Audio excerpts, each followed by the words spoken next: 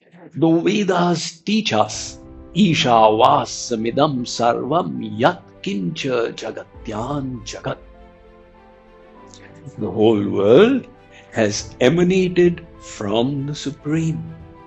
It is pervaded in its every aspect by the Supreme. And therefore, we must not develop negativity or discrimination, rather a healthy sense of respect to all life in this world.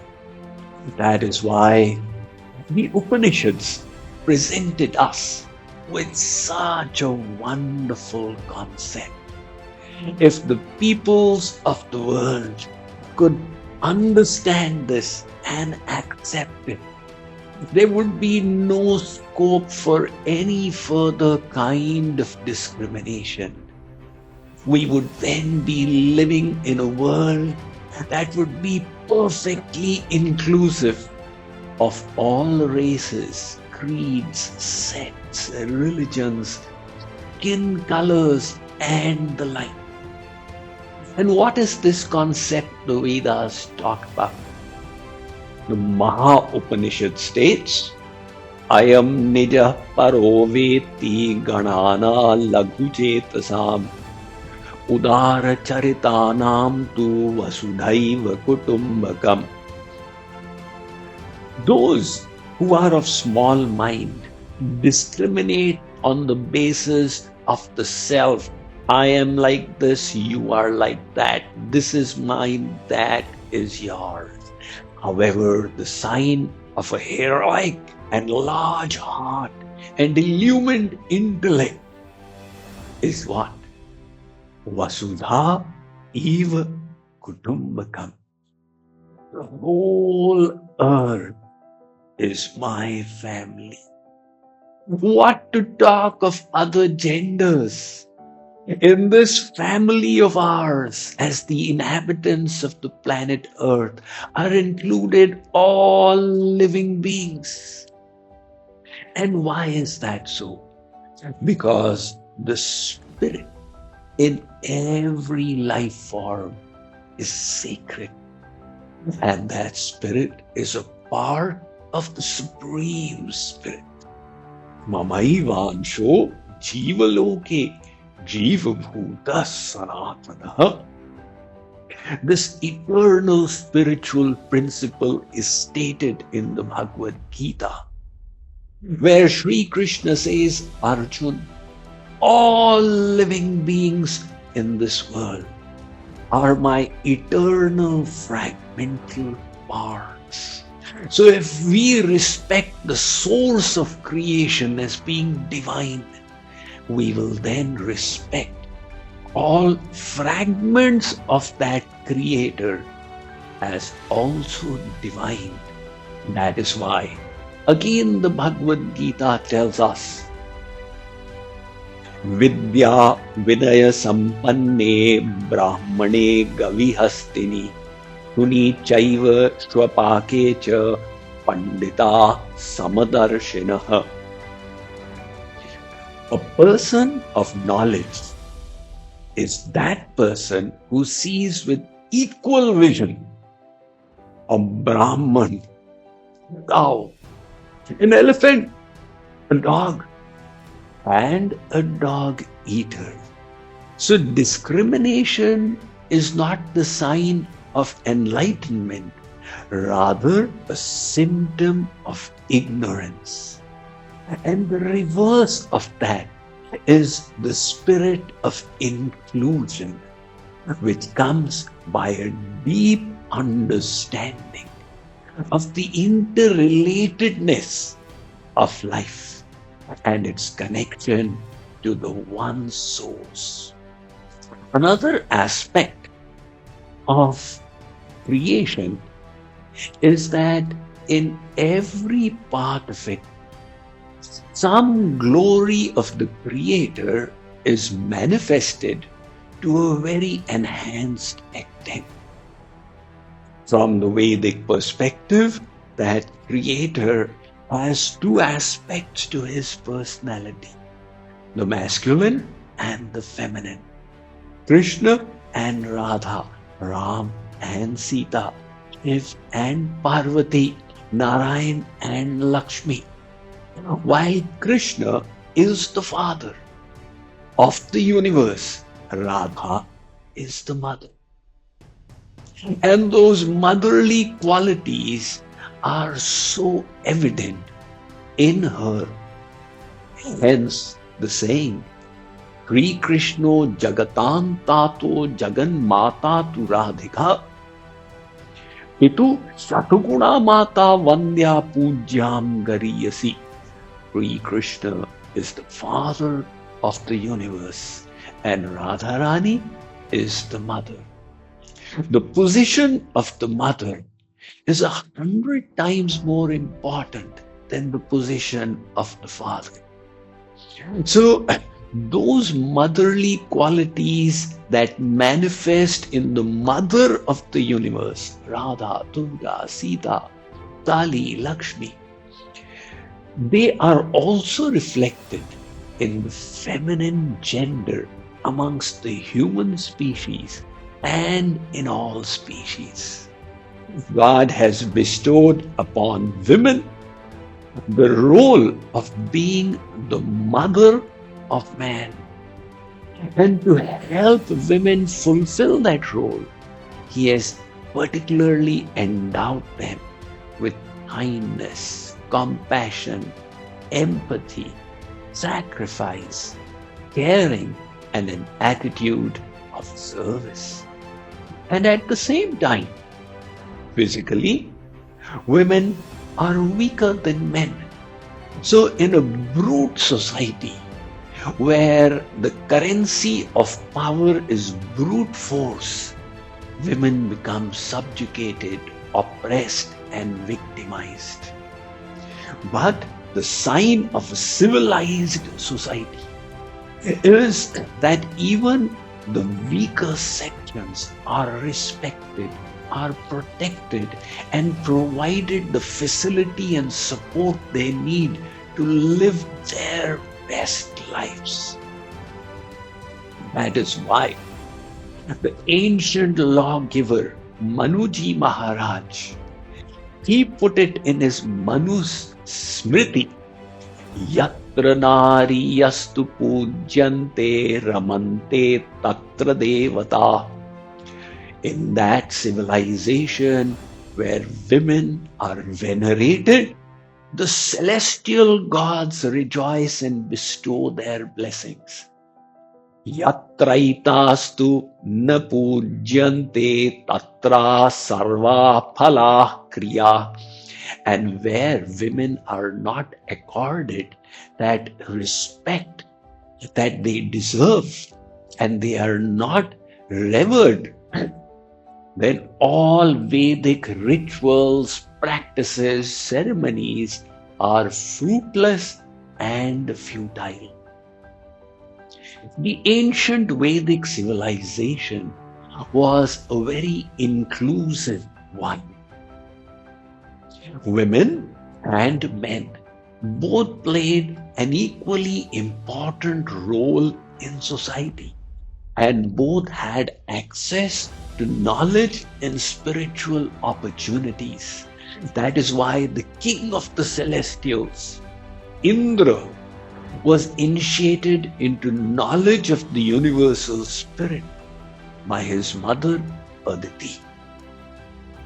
We also come across so many illustrious, enlightened women who in the Upanishads engaged in philosophical debate with great sages. One of them was Maitreyi, who debated with her sage husband Yagyavalkya. In Delhi, there is a university after her name.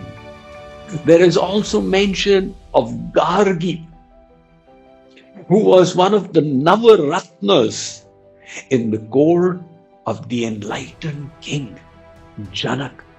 The ancient Indian universities, Shishila and Nalanda, were interestingly co-educational Imagine the gender equality and inclusiveness in a university that existed 2,500 years ago.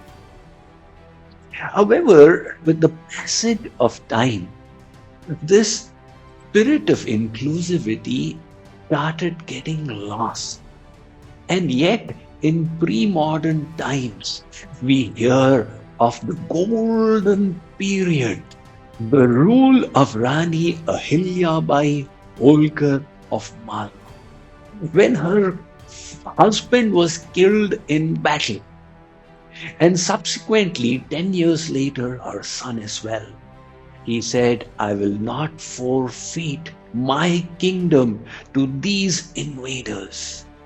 She donned the mantle of the regent, and she not only led her armies in battle and successfully defended her kingdom, but she also subsequently created such a wonderful rule that has gone down in history as the golden period. She opened dharmashalas for travelers. She rebuilt hundreds of temples all the way from Badrikashram to Dwarkapuri and even the famous temple of Kashi Vishwanath. She would forgive people who did wrong to her. She would give daily audience to her citizens where everybody had the right to participate. She did not live in opulence but believed that the taxes she gathered from people were meant for their benefit. And in doing so, he manifested the finest of womanly qualities. The respect for the qualities of caring, nurturing, sacrifice, empathy that manifest in the feminine gender of the human species is intuitively realized and acknowledged in most of the cultures of the world. And that is why we refer to the earth as Mother Earth, because of the nurturing and caring we receive from it. In this modern world,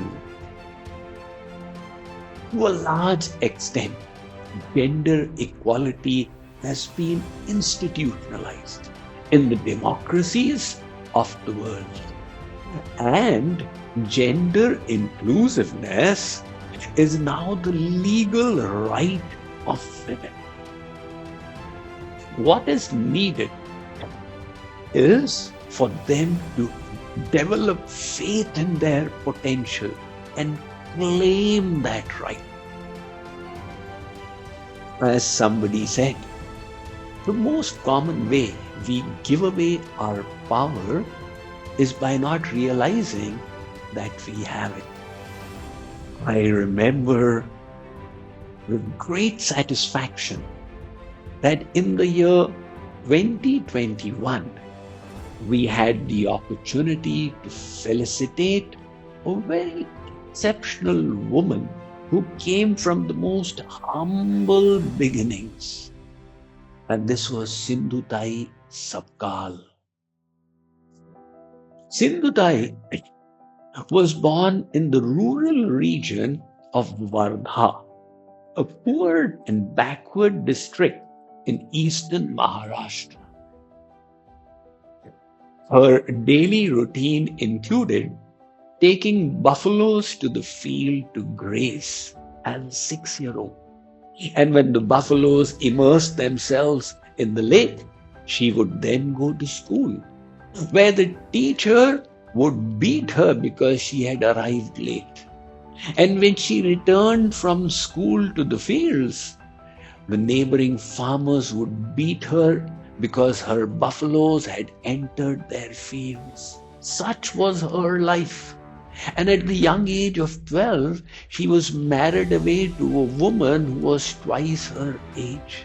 By the time she reached 23, she had 3 children from him, and the 4th was in her womb when disaster struck.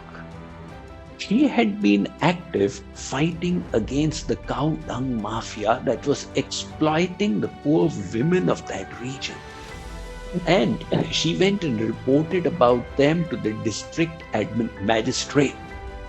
So the head bandit of the mafia got annoyed and plotted against her. He went to Sindhutai's husband and said that she's been having a secret affair with me, and the child in her womb was not the husband's but the bandit's. The gullible husband believed it, and he started kicking his wife in the womb until she fainted unconscious. And then he dragged her to the cow shed so that she would be trampled by the cows and nobody would detect the crime. However, as Providence would have it, one cow stood on top of her and protected her. There, in the mid of the night, she delivered her fourth baby. Because of lack of facilities, she took a stone to cut the umbilical cord. And with her baby, she went back to her parents' home. But the parents refused to take her in. She was now stranded. And to save herself from exploitation, she started living in graveyards and cremation grounds. So often she contemplated suicide. Now imagine the situation of this lady without any resources and facilities. So how come she progressed from that point till she was even accorded the Indian Civilian Award of Padma Shri, the very year that JKYog felicitated her, which later turned out to be the last year of her life. The turn that took place was solely by virtue of her amazing maternal instinct. Once she took her baby and to commit suicide lay down on the railway track when she heard a groan. She went to check what it was and found that an old man was dying of thirst and hunger. She fed him and nursed him, and that gave her a tremendous sense of fulfillment. She began thinking that if helping this one man was such a fulfilling experience, would she find meaning and purpose in her life by taking care of people? But she thought again, she did not have the resources for the same. At that time, her attention went to the branch of the tree under which she was sitting. It was half broken and dangling, and yet providing shade to her.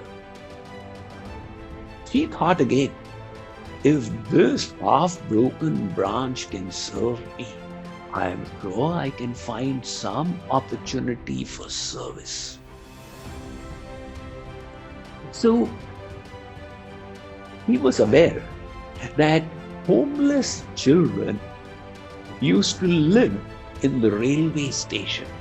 She took 2-3 such children under her care.